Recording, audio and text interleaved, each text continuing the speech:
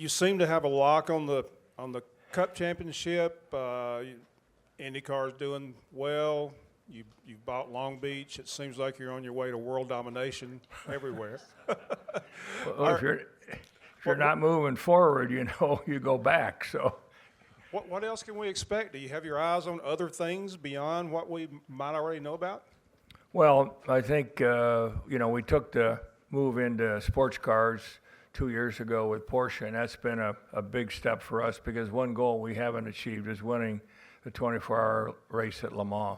And you can't do that unless you got a good car and a good team. And I think that with winning the WEC championship, I've been in Bahrain and Qatar, places I've never been in my life. So I can tell you I've been traveling around the world with that. But I think that sets us up for June of this year.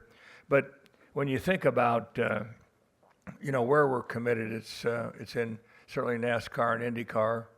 Our ownership there is critical. We invested in Long Beach. It was a chance. Jerry Forsythe's partner passed away, Kevin Kalkoven, and I contacted him and said, look, you have any interest in partnering? And we decided over a handshake, really over the phone, to make a deal. And they had to clean up some things in the estate, and then, we moved on. Jim McCallion will continue to be the leader there. Very experienced person. The market is very key for us.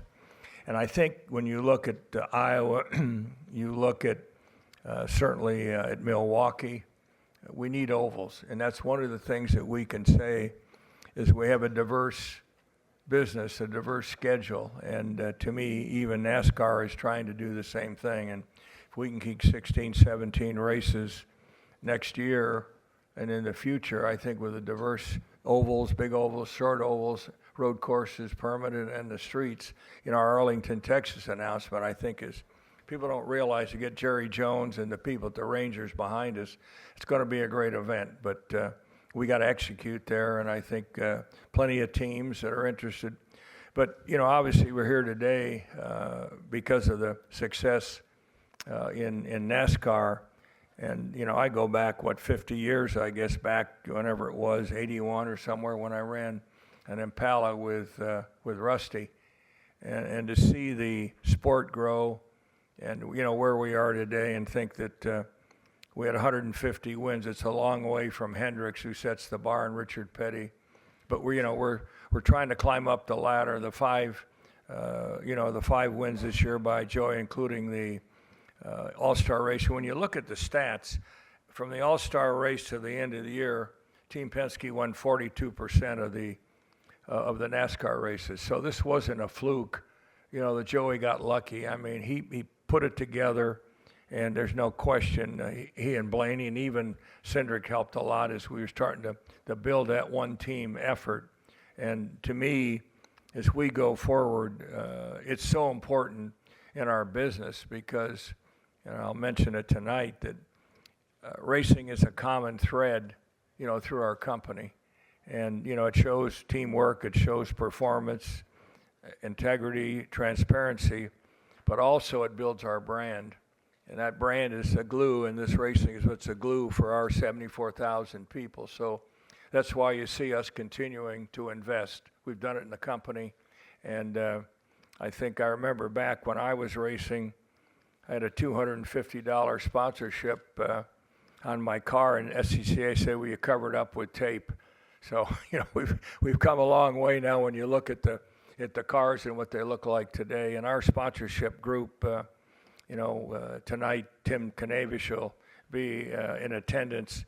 40 years we've been with PPG. So, it's the sponsorship, it's the people. I think the domain knowledge that we have with half of our NASCAR team has been with us for over 10 years.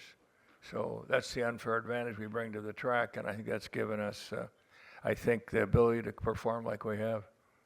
I know that's a long answer to your question. I'm sorry. We'll stay to Rogers left and go to Lee Spencer. Lee Spencer, Sirius XM NASCAR Radio. Oh, hi. Sorry. You're fine. You've observed a lifetime of motorsports. Where do you see the next evolution coming in motorsports as a whole?